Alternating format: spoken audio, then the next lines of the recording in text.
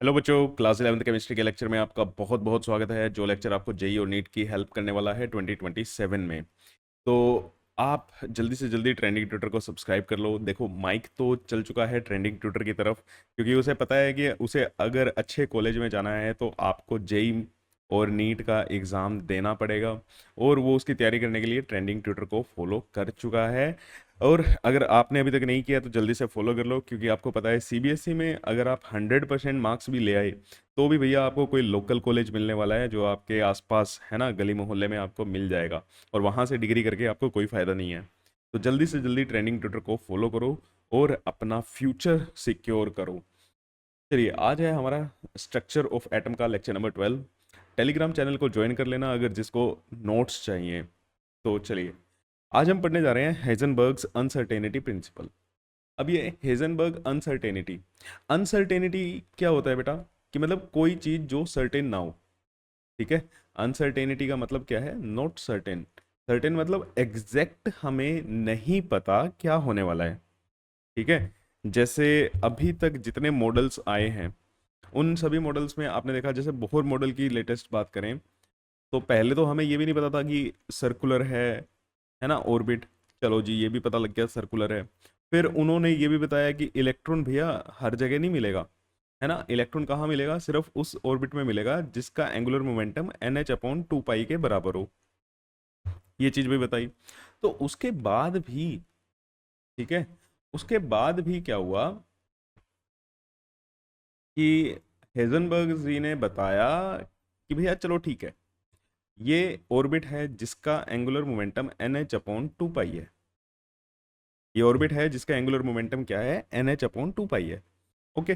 तो अब इलेक्ट्रॉन तो यहाँ पे मिलना चाहिए, है ना। इलेक्ट्रॉन अब यहाँ पे मिलना चाहिए। अब क्या इलेक्ट्रॉन मुझे यहाँ पे इस पोजीशन पे मिल जाएगा? इसकी कोई गारंटी नहीं है। ठीक है। इसकी कोई गारंटी नहीं है। या यहाँ पे मिल जाएगा, हम नहीं बता सकते, क्योंकि आप जब यहाँ पे देखने जाओगे ना वो अपनी पोजीशन चेंज कर चुका होगा। क्योंकि इलेक्ट्रॉन के पास देखो लाइट आ रही है, कहीं ना कहीं से उसको एनवायरनमेंट से ऑर्बिट में कहीं ना कहीं तो एनर्जी की इंटरेक्शन हो रही है ना।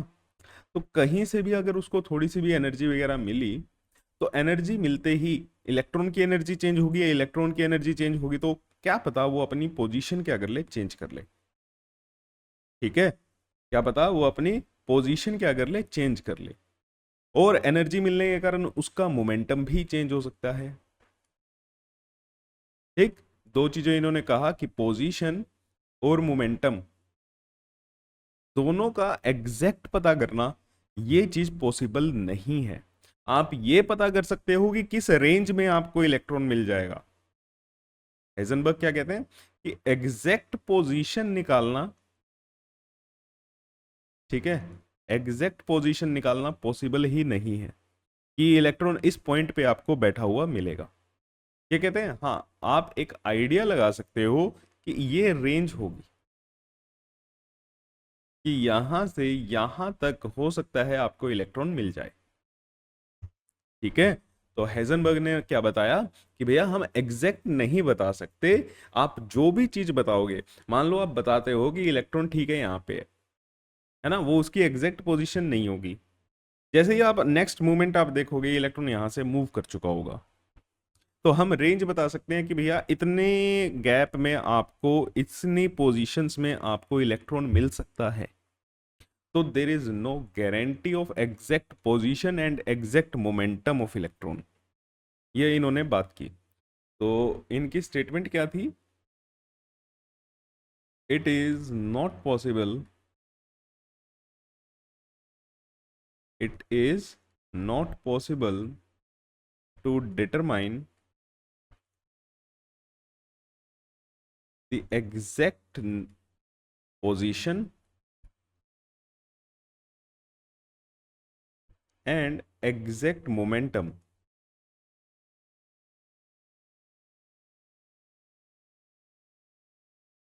of subatomic particles। Subatomic particles का एग्जैक्ट आप पोजीशन नहीं बता सकते, एग्जैक्ट आप मोमेंटम नहीं बता सकते, कुछ ना कुछ क्या होती है, अनसर्टेनिटी होती है, कुछ ना कुछ अनसर्टेनिटी होगी। तो इन्होंने इक्वेशन दी थी lambda delta x dot delta p should be greater than equal to h upon 4 pi. इन्होंने एक मैथमेटिकल इक्वेशन दी, delta x dot delta p is greater than equal to h upon 4 pi. अब ये क्या बताता है, ये बताता है अनसर्टेनिटी, अनसर्टेनिटी इन पोजीशन,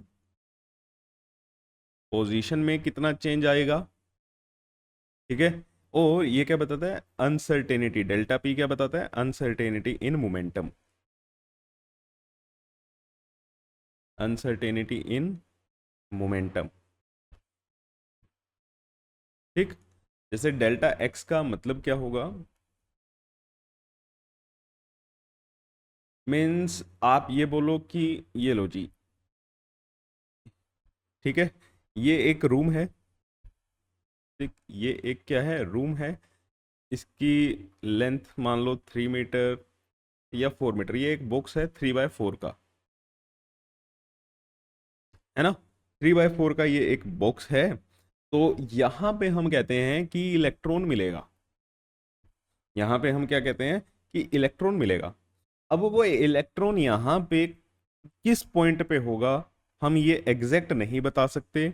हम ये बता सकते हैं कि कितने मैक्सिमम डिस्टेंस में, ये क्या बताएगा, कितने मैक्सिमम डिस्टेंस पर आपको इलेक्ट्रॉन मिलेगा, ठीक है, कि भैया एग्जैक्ट पोजीशन तो नहीं बता सकते।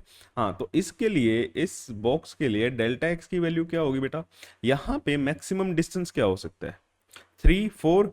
अगर मैं डायगनली देखूं तो मैक्सिमम डिस्टेंस क्या हो जाएगा, ये 5 हो जाएगा। तो यहाँ पे डेल्टा एक्स की वैल्यू क्या आएगी, 5, ठीक है। कि 5 मीटर की रेंज में, इस 5 मीटर की रेंज में आपको कहीं ना कहीं इलेक्ट्रॉन मिल सकता है, आपको कहीं ना कहीं इलेक्ट्रॉन मिल सकता है, ठीक है।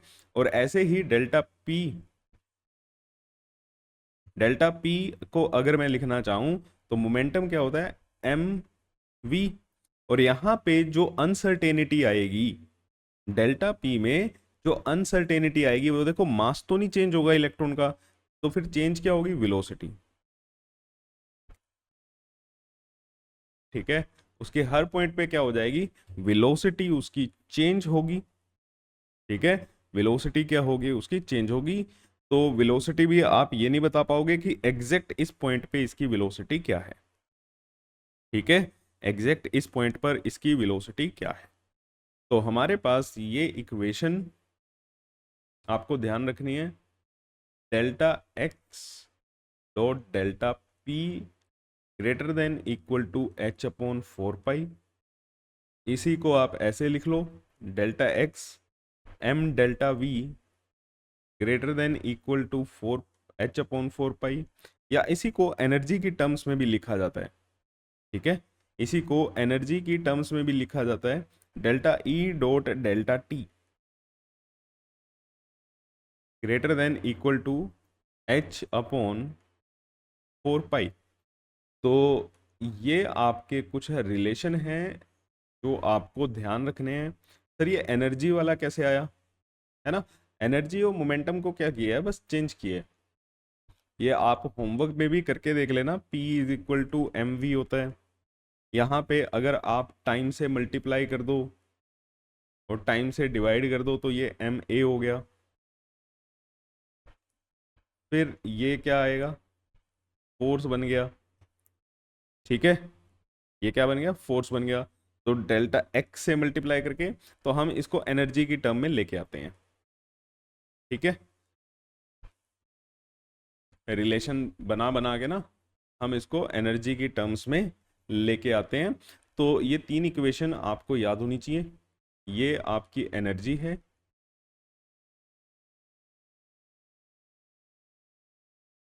एक इंस्टेड ऑफ,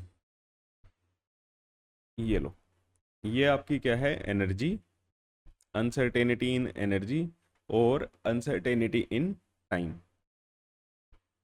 और ये चीज जितनी भी लिखी हुई है ये सारी की सारी डॉट प्रोडक्ट में लिखी हुई है। ये सब के सब क्या है, डॉट प्रोडक्ट में लिखी हुई है। क्लियर? अब यहीं से आपको आंसर मिलेगा कि इलेक्ट्रॉन न्यूक्लियस में क्यों नहीं एग्जिस्ट करता। ठीक है, अगर कोई पूछ लेना why electron can not exist in the nucleus, nucleus में क्यों नहीं होता इलेक्ट्रॉन। अब देखो, अगर इलेक्ट्रॉन न्यूक्लियस में मिले, ठीक है, अगर इलेक्ट्रॉन न्यूक्लियस में मिलेगा तो वो न्यूक्लियस में कहां तक हम निकाल सकते हैं। अब न्यूक्लियस का, अब ये देखो, ये सर्कल बन गया, स्फेरिकल होता है ना, सॉरी, स्फेरिकल का अगर हम टॉप व्यू देखें तो ये सर्कल हमें दिखाई दे रहा है। और सर्कल की इसकी मैक्सिमम रेंज क्या होगी, ये डाया होगा। डाया में ही आपको क्या मिलेगा, इलेक्ट्रॉन मिलेगा।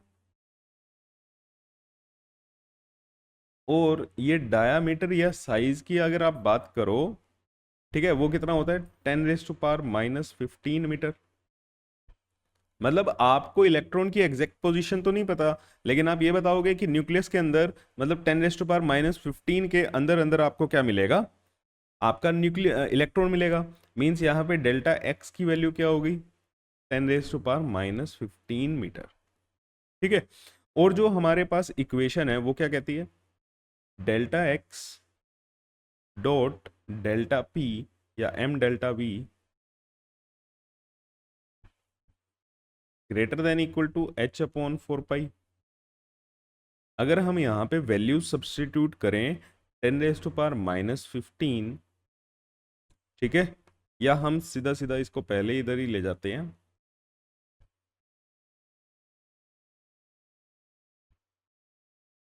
डेल्टा वी की वैल्यू निकालें, h/4 pi delta x into M.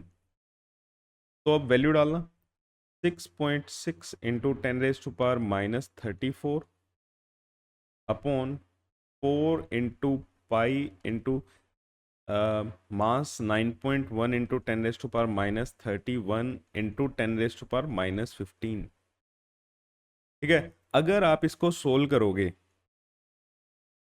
अगर आप इसको सोल्व करोगे तो ये वैल्यू लगभग आएगी आपकी 6 इंटू 10⁻10 मीटर पर सेकेंड। मैं रफली बता रहा हूँ, एग्जैक्ट कैलकुलेट कर लेना। ये आई 6 इंटू 10⁻⁻10, सॉरी +10।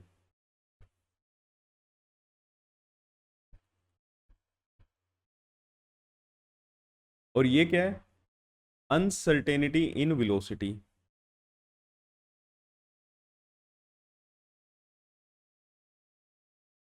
मतलब वेलोसिटी में अनसर्टेनिटी, वेलोसिटी कितनी चेंज कर सकती है, इतनी वेलोसिटी क्या कर सकती है, उसकी वेरी कर सकती है।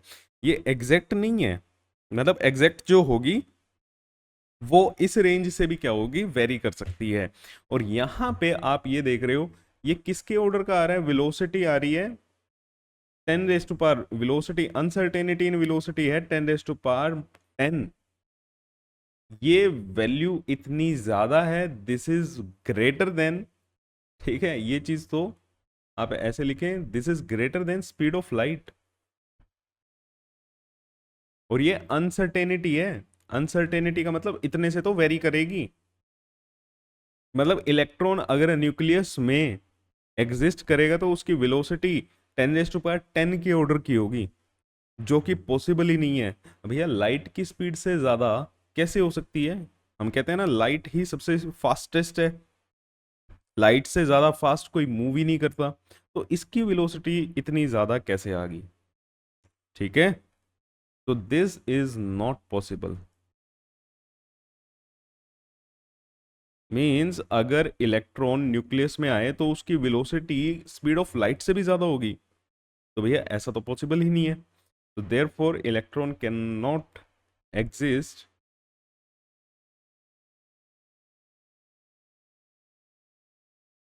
Inside nucleus. इलेक्ट्रॉन आपका एग्जिस्ट ही नहीं करता न्यूक्लियस के अंदर। अगर इलेक्ट्रॉन न्यूक्लियस के अंदर एग्जिस्ट करे तो भैया उसकी वेलोसिटी बहुत ज़्यादा होनी चाहिए। ठीक है, समझ आई?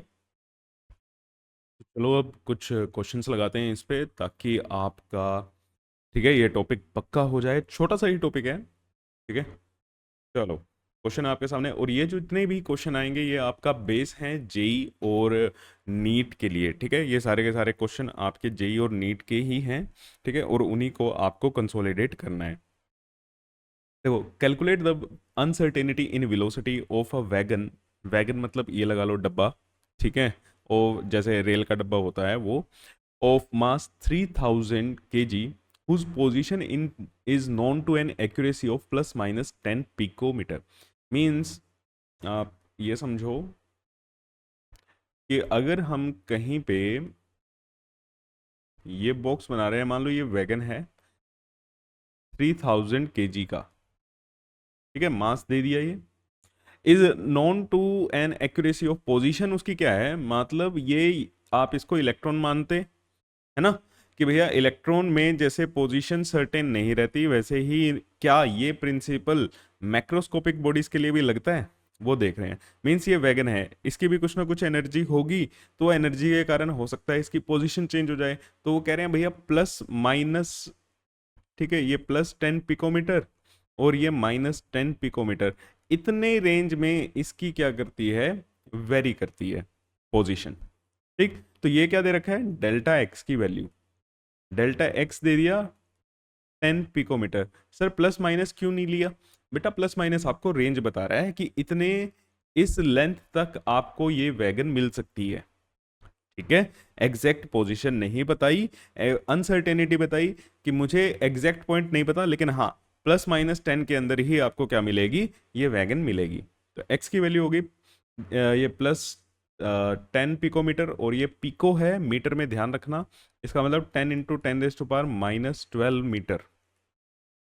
सारी की सारी चीज आपको एसआई में रखनी होती है। मास 3000 kg, निकालना क्या है, uncertainty in velocity, delta we की वैल्यू आपको निकालनी है। ठीक है, तो डेल्टा वी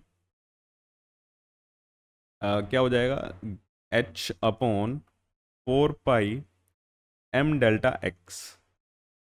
तो वैल्यू पुट करो, 6.6 × 10⁻³ अपॉन 4 × π × मास 3000 × 10⁻11 ही पुट कर दें। ठीक है, चलो इसको कैलकुलेट करो। अच्छा, कैलकुलेशन भी स्ट्रॉन्ग रखना, ठीक है, केमिस्ट्री में कैलकुलेटिव चीज़ें आती हैं। तो 3000 4 पाई को हम लगभग 12 ले लें, इसको अगले पेज पे लेके चलते हैं।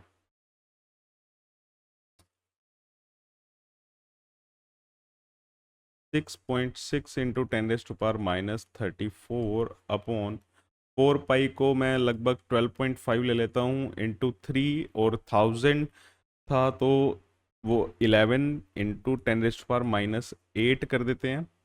ठीक है, तो 6.6 और ये 12.5, 36 पॉइंट, ये कितना हो जाएगा, 37 के आसपास, और 1/6 ले लें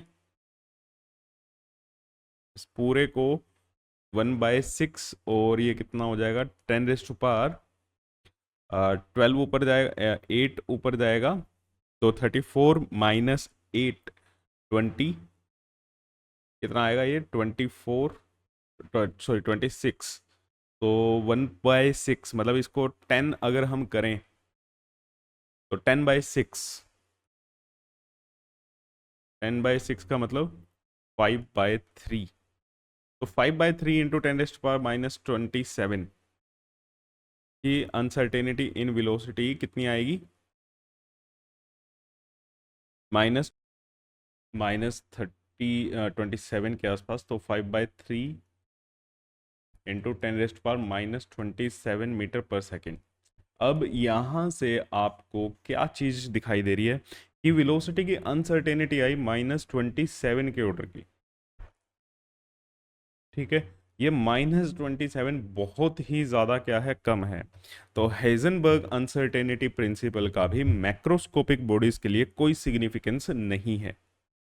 ठीक है, क्लियर है। यहाँ से आपको क्या चीज़ याद रखनी है कि अब आपने देखा ना 3000 एक्चुअल प्रैक्टिकल, ये मैक्रोस्कोपिक बॉडी थी, 3000 किलो के एक वैगन थी, मतलब प्रैक्टिकल लाइफ की हम बात कर रहे हैं। तो वहां पे वेलोसिटी में इतना माइन्यूट चेंज आ रहा है, तो मतलब ये मैक्रोस्कोपिक बॉडीज के लिए इतना ज़्यादा फायदेमंद नहीं है। ठीक है, हेजनबर्ग अनसर्टेनिटी प्रिंसिपल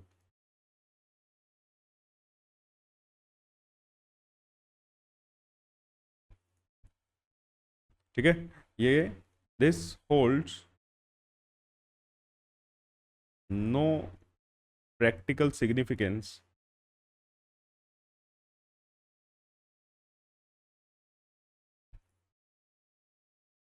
इन मैक्रोस्कोपिक वर्ल्ड। जहां पे हम बड़ी बड़ी चीजों की बात कर रहे हैं, लार्ज साइज ऑब्जेक्ट्स की अगर हम बात करते हैं, तो वहां पे इसका इतना ज्यादा कोई सिग्निफिकेंस नहीं है। ठीक है, तो ये चीज क्लियर है।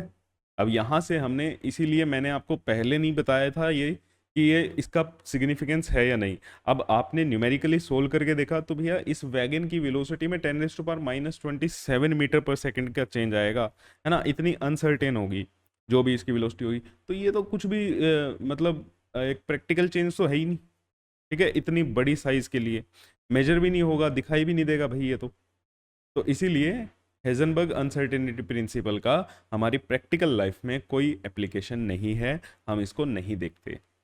ठीक है बच्चे, चलो नेक्स्ट क्वेश्चन है, सोल्व करो इसको जल्दी से। अपना देखो, वीडियो को पॉज कर ला करो और तब जाके इसको सोल्व किया करो। अ golf ball has a mass of 40 kg and speed of 45 meter per second. It can be measured with an accuracy of 2%. Calculate uncertainty in position. ठीक है, क्या चीज यहां से आपको समझ आई?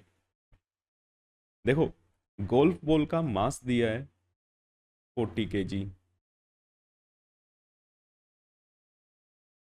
वेलोसिटी दी है 45 मीटर पर सेकेंड, या स्पीड दी है 45 मीटर पर सेकेंड, और स्पीड को कह रहे हैं कि स्पीड की जो मेजर करने की एक्यूरेसी है वो 2% है। मतलब 2%, इसका 45 का आप 2% निकालो, वो क्या होगी, अनसर्टेन होगा।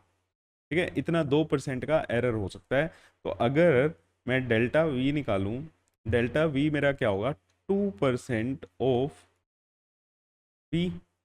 ठीक है, 2% ऑफ 45, तो ये कितना हो गया, 0.9। मीन्स डेल्टा वी अनसर्टेनिटी कितनी है, 0.9 की है। तो कह रहे हैं अनसर्टेनिटी इन पोजीशन निकालो, तो इस बार डेल्टा एक्स निकालना है। तो डेल्टा एक्स क्या होगा, h/4 pi m delta we.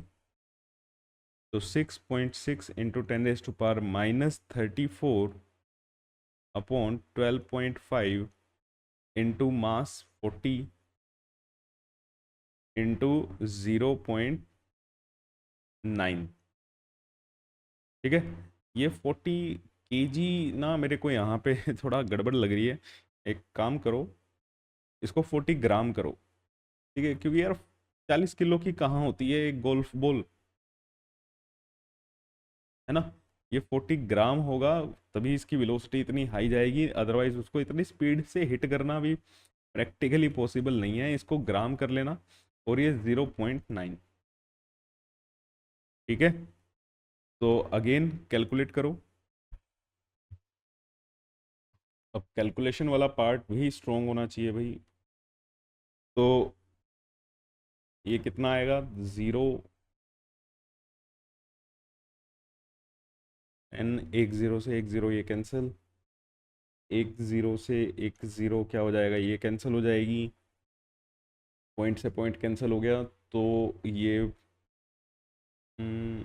10⁻⁻34 upon 1.8 के आसपास आ जाएगा। 6.6 को 12.5 करेंगे तो 1.8 के आसपास ही आ जाएगा, इनटू 36, और ये ऊपर 31 कर देते हैं।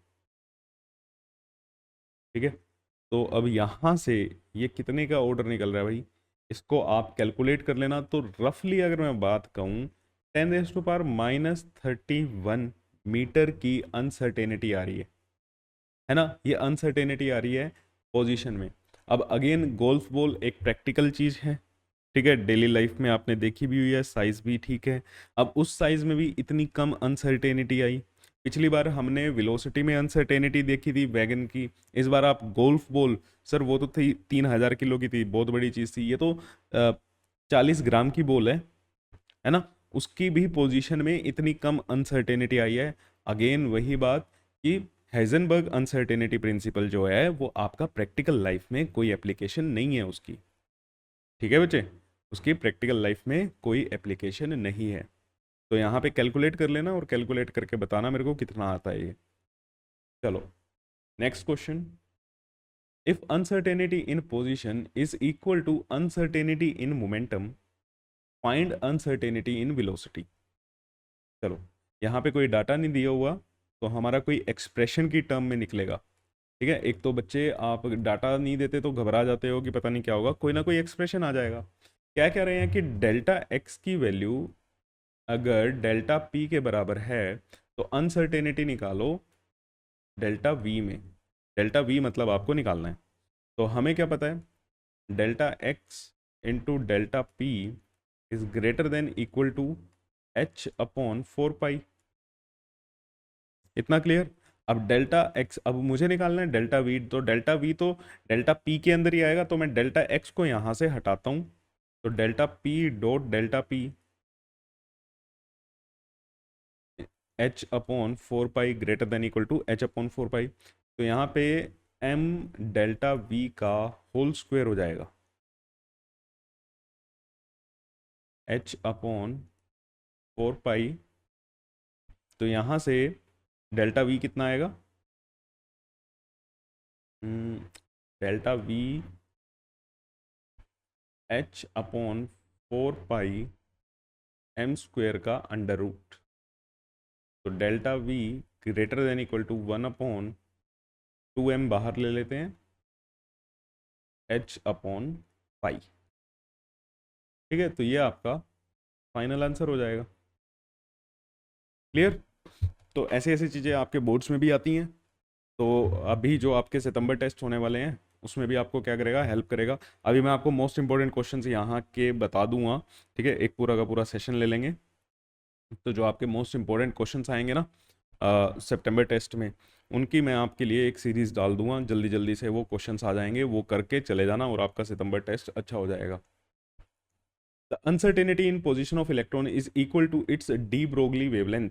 ओके, ठीक है, uncertainty in position of electron, electron की पोजीशन की अनसर्टेनिटी मतलब डेल्टा एक्स अगर इक्वल है उसकी डी ब्रोगली वेवलेंथ के, मींस डी ब्रोगली वेवलेंथ क्या होती है, लैम्डा।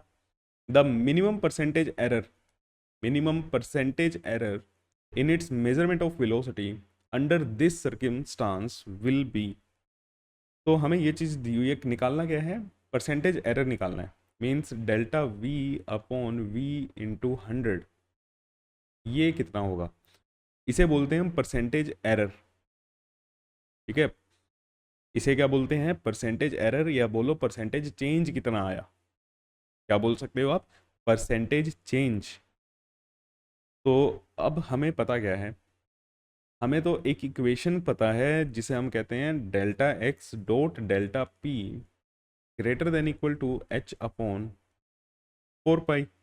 अब यहाँ पे डेल्टा एक्स हमें लेमडा दिया हुआ है, ये इसको इसी के टर्म में रखें, एच अपॉन 4 पाई। लैम्डा को मैं कैसे लिख सकता हूँ, डी ब्रोगली वेवलेंथ को एच अपॉन पी लिखा जा सकता है, और ये हो गया। अब देखो ये दो टॉपिक को मिक्स करके दिया जा रहा है ना, डी ब्रोगली वेवलेंथ भी और हेजनबर्ग भी। तो आपका एक भी टॉपिक अगर गड़बड़ हुई तो ये क्वेश्चन आपके हाथ से चला जाएगा, और जेई भी आपको ऐसे ही पूछता है। तो यहां से डेल्टा एच कैंसिल, क्या बचा हमारे पास, delta P by P,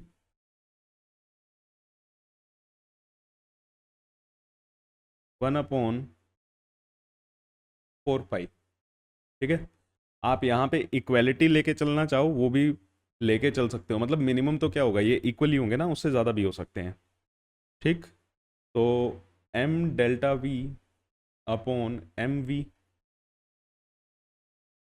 1/4 pi, m से एम ये कैंसिल, तो डेल्टा वी बाय वी, अगर मैं इक्वेलिटी भी लूँ ये 4 पाई आएगा, दोनों साइड क्या कर दो, 100 से मल्टीप्लाई कर दो, दोनों साइड क्या कर दो, 100 से मल्टीप्लाई कर दो। या आपको इक्वेलिटी नहीं लेके चलनी तो भी कोई दिक्कत नहीं है, क्योंकि पॉजिटिव चीज से मल्टीप्लाई कर रहे हो तो इक्वेलिटी पे कोई फर्क भी नहीं पड़ेगा। तो ये आ गया हमारा परसेंटेज एरर, और ये कितना आएगा, 100/12.5, तो ये लगभग लगभग 8 के आसपास। ठीक है, 8% के आसपास ये आपका आना चाहिए, क्योंकि 1/4 पाई को हम क्या लेते हैं, 12.5 ना, 12.5 इंटू 100, तो ये आपका 8% के आसपास आंसर आ जाएगा। ठीक है, अब थोड़ा कैलकुलेशन वाला पार्ट अपना अच्छा रखना, कैलकुलेशन वाला पार्ट मैं बार बार बोल रहा हूँ। तो और जेई भी भैया मिक्स करके देगा, ऐसा नहीं है आपको एक ही टॉपिक के ऊपर क्वेश्चंस मिलेंगे, हमेशा दो टॉपिक को मिक्स करके आपको क्वेश्चंस मिलते हैं। तो यहाँ पे डी ब्रोगली वेवलेंथ का अगर आपको ये एक्सप्रेशन भूल गए एच अपॉन पी, तो आपका क्वेश्चन अटक जाएगा, है ना, आपको समझ नहीं आएगी कि यहाँ पे आगे क्या किया जाए। तो सारे टॉपिक्स अपने पक्के करते रहना, ये चैप्टर बहुत ज़्यादा इंपॉर्टेंट है। चलो, the uncertainty for the calculation of ionic radius of Li2 plus of third orbit is 0.03%। ठीक है, रेडियस मतलब उसके पोजीशन में बता रखा है ये, डेल्टा एक्स रेडियस क्या होगी, साइज ना, है ना, कितने जगह पे वो मिलेगा, तो डेल्टा एक्स की वैल्यू थी 0.03% ऑफ थर्ड ऑर्बिट, मतलब ये R3 की बात कर रहा है। अब ये बोहर्स के साथ कनेक्ट कर दिया है, अनसर्टेनिटी को हेजनबर्ग को किसके साथ कनेक्ट कर दिया, बोहर्स के साथ कनेक्ट कर दिया। तो अगर आपको बोहर के फॉर्मूले याद नहीं है ना, बोहर रेडियस ये सब चीज़ें अगर आपको नहीं याद तो फिर आपका क्वेश्चन गया। तो पूछा तो इन्होंने डायरेक्ट ही है कि डेल्टा वी की वैल्यू बता दो आप। ठीक, तो अब यहाँ पे सबसे पहले तो R3 कैलकुलेट करो, 0.03% तो किसकी निकालनी है, R3 की निकालनी है ना। तो R3 कितना होगा, A0 n² बाई Z, तो 0.529 n², 9, n की वैल्यू यहाँ पे 3 और Z की वैल्यू भी 3, डिवाइडेड बाय 3, तो ये A0/3 आया। ठीक है, तो 3 × 0.529, और ये एंगस्ट्रॉम में रहेगी वैल्यू, तो डेल्टा एक्स क्या आएगा, 0.03 इंटू 3 × 0.529, अब ये डिवाइडेड बाय 100, तो ये वैल्यू तो बड़ी अजीब सी आ रही है भाई, है ना। इसको को कैसे करना चाहिए, इसको ऐसे लिखते हैं हम,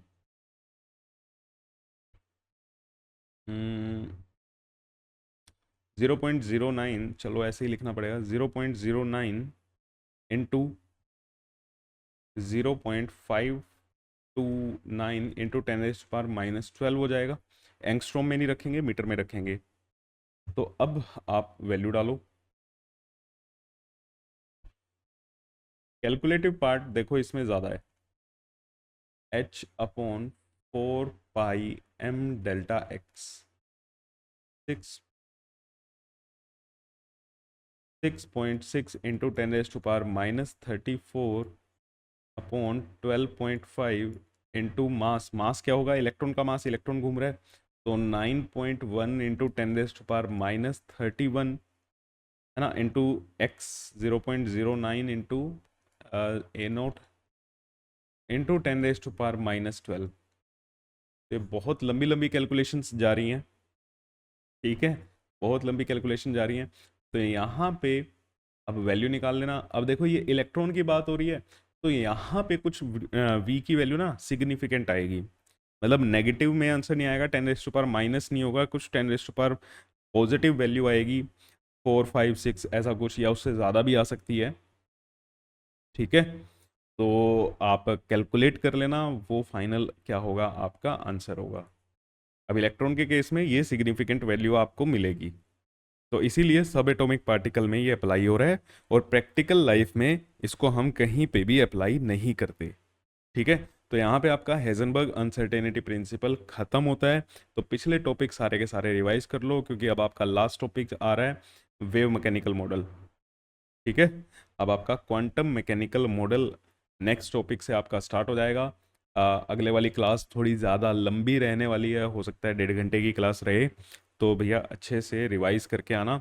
मिलते हैं आपको नेक्स्ट क्लास में, तब तक के लिए थैंक यू सो मच, और चैनल को ज़्यादा से ज़्यादा शेयर कर दो।